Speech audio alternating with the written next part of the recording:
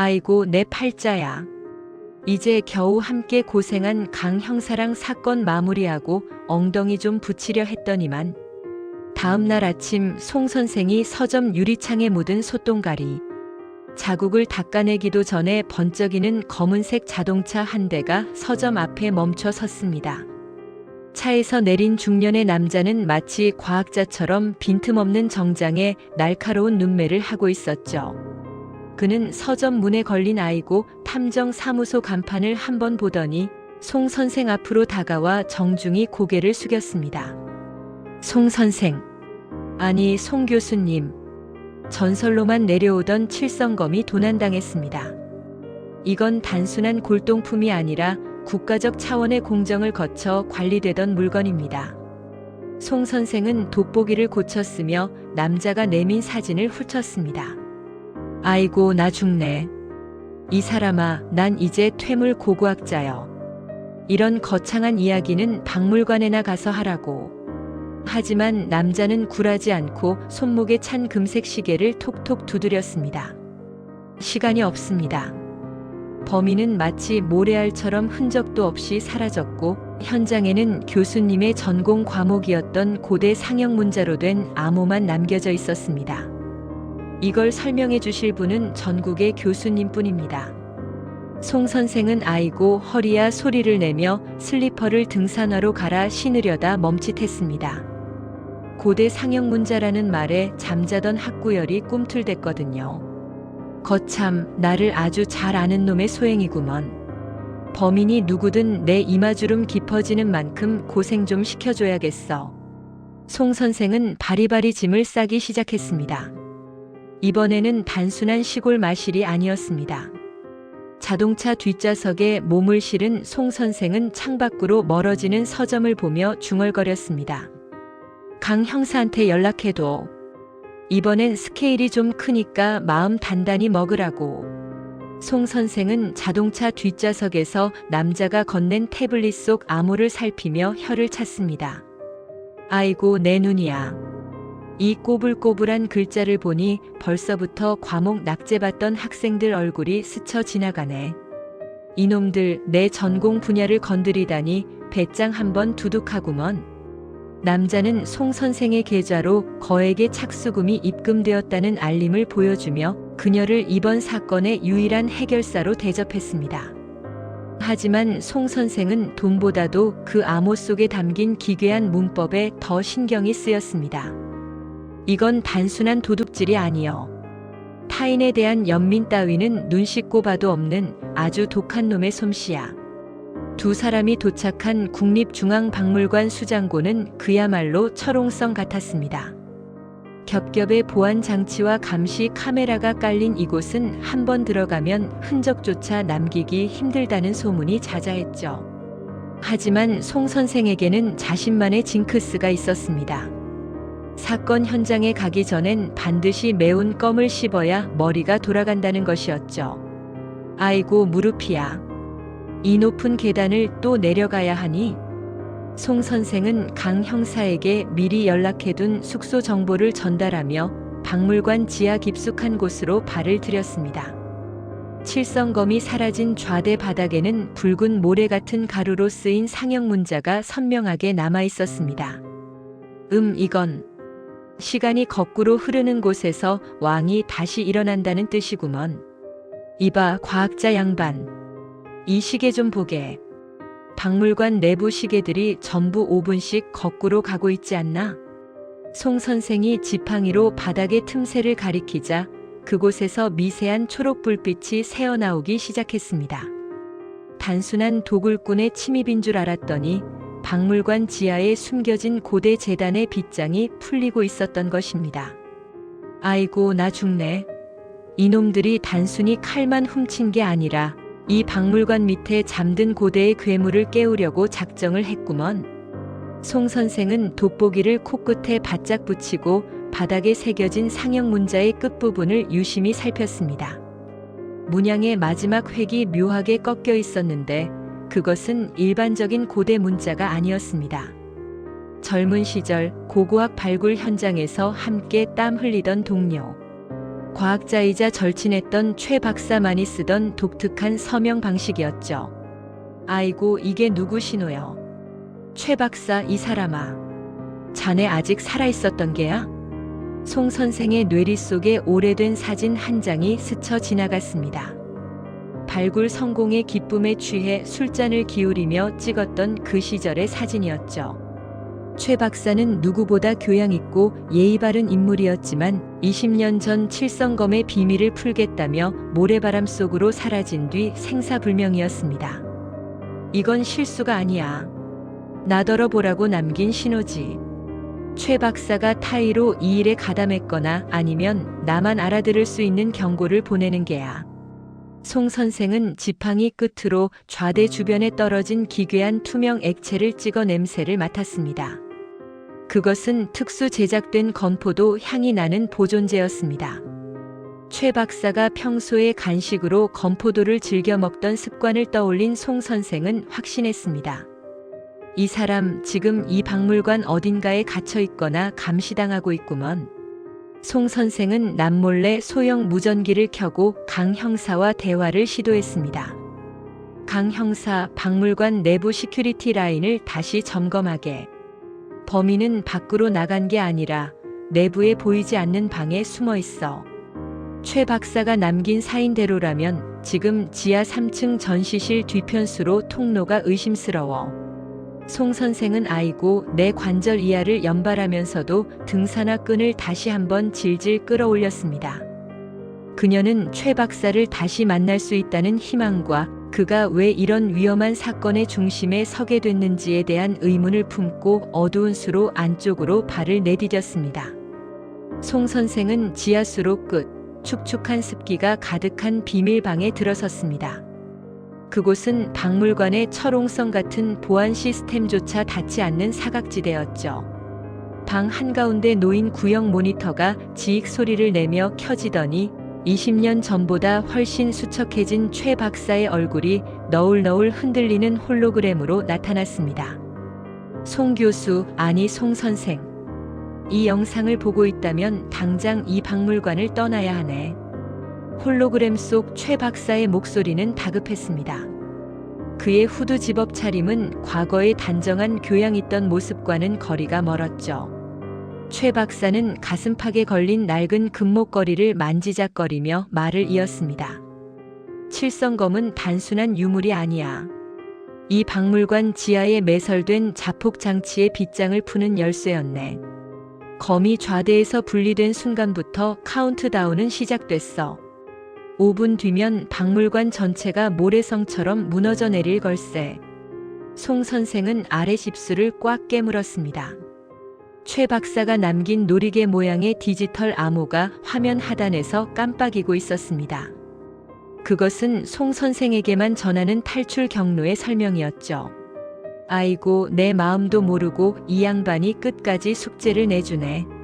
송 선생은 가방에서 비상용으로 챙겨온 튼튼한 레이스 식탁볼을 꺼냈습니다.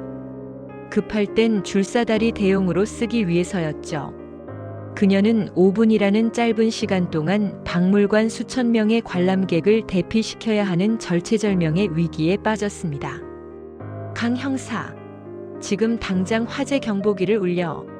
이건 연습이 아니여. 진짜 건물이 날아가게 생겼단 말이여. 송 선생은 아이고, 허리야 소리를 지르면서도 슬리퍼 대신 신은 등산화에 힘을 주어 계단을 뛰어 올라갔습니다. 그녀의 이마주름 사이로 굵은 땀방울이 흐르고 후드 집업 속 내복은 이미 흠뻑 젖어버렸습니다. 송 선생은 후드 집업 소매를 걷어붙이고 메인 서버실 바닥에 엎드렸습니다. 아이고, 나 죽네. 이 늙은이가 기어이 기계 밑바닥까지 기어 들어가야 쓰겠나. 그녀는 지팡이 손잡이를 돌려 날카로운 정밀 칼날을 꺼냈습니다. 복잡하게 얽힌 전선들은 마치 살아있는 세포 조직처럼 엉켜 있었죠. 송 선생은 최 박사가 남긴 암호 기법을 떠올리며 마음을 가다듬었습니다. 자폭장치라니, 인간의 파괴 욕구는 끝이 없구먼. 이건 생존의 기제가 아니라 그냥 미친 짓이여. 손톱 끝이 짜릿해지는 긴장감 속에서 그녀는 파란색 선을 단칼에 끊어버렸습니다. 요란하게 울리던 경보음이 멈추고 빨간색 카운트다운 숫자가 1에서 멈췄습니다.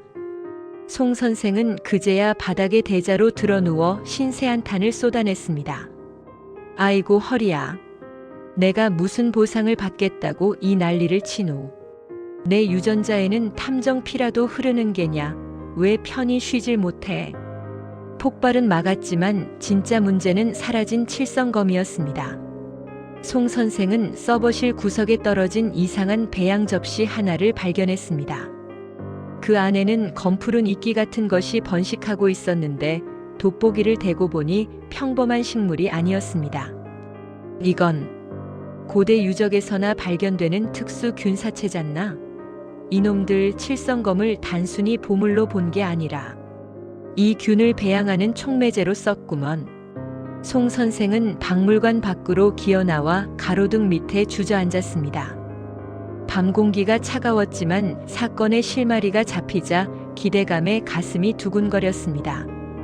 강 형사, 놈들은 멀리 안 갔어. 이 균사체는 일정한 습도와 온도가 없으면 금방 사멸해. 근처에 이 균을 대량으로 키울 수 있는 식물원이나 실험실을 뒤져보게. 송 선생은 입가에 묻은 먼지를 털어내며 다시 일어섰습니다. 칠성검을 찾아야 최 박사의 행방도 이 거대한 음모의 끝도 알 수 있을 테니까요. 송 선생은 강 형사의 차를 타고 박물관 뒤편 수십 년간 폐쇄된 국립비밀식물원으로 향했습니다. 차창 밖으로 스치는 가로등 불빛을 보며 그녀는 아까 본 균사체를 떠올렸습니다. 강 형사, 그 이끼 같은 놈 말이야. 그건 단순한 식물이 아니여. 칠성검의 금속 성분과 결합하면 신경을 강화하거나 마비시키는 아주 고약한 독을 뿜어내거든. 옛날 기록엔 망각의 이끼라고 불렸지. 이걸 대량으로 번식시켜서 어디다 쓰려는 건지 원. 식물원 정문에 도착하자 눅눅한 흙 냄새와 함께 기묘한 달콤한 향기가 코를 찔렀습니다. 송 선생은 아이고 코야 를 외치며 손수건으로 입을 막았습니다. 이 냄새. 꽃이 피기 시작했구먼. 자칫하면 우리도 환각에 빠질 확률이 높아. 강 형사, 정신 바짝 차려. 송 선생은 위험을 감수하고 온실 안으로 발을 들였습니다. 거대한 유리 온실 중앙, 낡은 대청마루처럼 꾸며진 제단 위에 칠성검이 꽂혀 있었습니다. 검 주위로는 초록색 넝쿨들이 마치 살아있는 뱀처럼 검을 칭칭 감고 있었고 그 끝엔 핏빛 꽃망울들이 탐스럽게 맺혀 있었죠. 아니 저건 최 박사.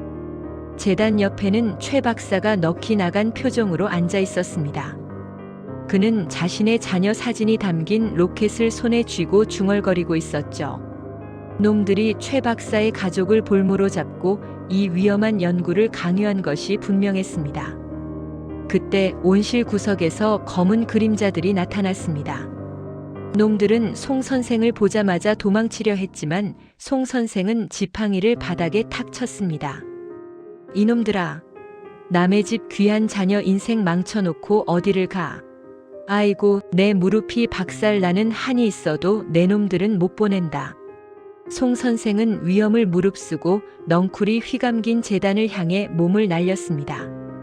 꽃에서 뿜어져 나오는 달콤한 향기에 머리가 어지러지라고 도파민이 솟구쳐 환각이 보일 지경이었지만 그녀는 어금니를 꽉 깨물고 칠성검의 자루를 거머쥐었습니다. 이게 단순한 칼인 줄 알았지? 이건 독을 부르는 열쇠이자 동시에 가라앉히는 침이여. 송 선생이 기압과 함께 검을 뽑아들자 검신에 새겨진 북두칠성 문양에서 은은한 광채가 나며 주변의 초록색 안개를 밀어냈습니다. 중독 증세로 비틀거리던 최 박사도 그 빛을 보자 겨우 제정신을 차린 듯 송 선생의 뒷덜미를 붙잡고 일어섰습니다. 송 선생, 미안하네. 나 때문에 이런 경우가. 미안하면 나중에 서점 와서 자판기 커피나 한 잔 사게. 지금은 나갈 궁리부터 해야 해. 송 선생은 검을 휘둘러 제단을 에워싼 넝쿨을 베어낸 뒤 온실 제어실로 달려갔습니다. 그녀는 지팡이 끝으로 온도 조절기를 강화 모드로 돌려 내부 온도를 80도까지 급격히 올렸습니다. 뜨거운 열기가 온실을 가득 채우자 환각꽃들이 비명을 지르듯 시들며 말라 죽기 시작했습니다. 강 형사, 구조팀 불러서 최 박사부터 챙겨. 난 이 말라 비틀어진 꽃들이 다시는 번식 못하게 싹 다 태워버릴 테니까. 잠시 후 활활 타오르는 온실을 뒤로하고 송 선생은 밖으로 나왔습니다. 밤 공기를 마시니 그제야 지겨운 일상으로 돌아온 기분이 들었죠. 그녀는 금목걸이처럼 반짝이는 칠성검을 강 형사에게 툭 던져주었습니다. 자, 이건 나라에 잘 돌려주고. 난 이제 진짜 은퇴여. 아이고, 내 도가니야. 폭풍 같은 며칠이 지나고 송 선생의 서점에는 다시금 평온한 햇살이 내려앉았습니다. 아이고, 이제야 좀 살겠네. 사람 사는 게 이래야지. 송 선생은 후드 집업을 벗어 던지고 가장 편한 내복 위에 겉옷만 대충 걸친 채 서점 앞 평상에 길게 누웠습니다. 가로등이 켜지려면 아직 한참 남은 눈부신 오후였죠. 머릿속을 가득 채웠던 상형 문자도 기괴한 초록 불빛도 중독적인 꽃향기도 지금 이 순간만큼은 남의 나라 이야기 같았습니다. 그녀는 자판기에서 뽑은 달달한 믹스 커피 한 잔을 손에 들고 아무 생각 없이 흘러가는 구름만 바라보았습니다. 도파민이 솟구치던 긴장감 대신 나른한 졸음이 세포 하나하나를 어루만지는 완벽한 일상의 복귀였습니다. 아이고, 좋아라. 이게 바로 보상이지. 칠성검이고 뭐고 뜨끈한 평상 마루가 최고여. 그때 멀리서 낯익은 그림자가 서점 쪽으로 걸어왔습니다. 몰골은 초췌하지만 눈빛만은 맑아진 최 박사였습니다. 그는 송 선생의 평화로운 휴식을 방해하지 않으려는 듯 조심스럽게 다가와 평상 옆에 작은 화분 하나를 내려놓았습니다. 송 선생 덕분에 살았네. 이건 그 위험한 꽃이 아니라네. 마음을 편안하게 해준다는 평범한 라벤더야. 그리고 이건 최 박사가 화분 밑바닥에서 낡고 누런 종이 뭉치를 슬쩍 꺼내 보였습니다. 송 선생은 눈을 감은 채 아이고, 나 안 봐. 퇴근했어. 라고 손사래를 쳤지만 최 박사의 은밀한 목소리가 귓가를 간지럽혔습니다. 이게 말이야, 자네랑 나랑 예전에 탐사하려다 포기했던 그 잊혀진 왕국의 진짜 지도라네. 화분 분갈이 하다가 우연히 발견했지 뭐야. 송 선생의 한쪽 눈이 번쩍 뜨였습니다. 이 양반이 정말 사람 쉬는 꼴을 못 봐요. 입으로는 투덜대며 신세한탄을 쏟아냈지만 송 선생의 손은 어느새 화분 속 지도를 향해 꼬물거리고 있었습니다.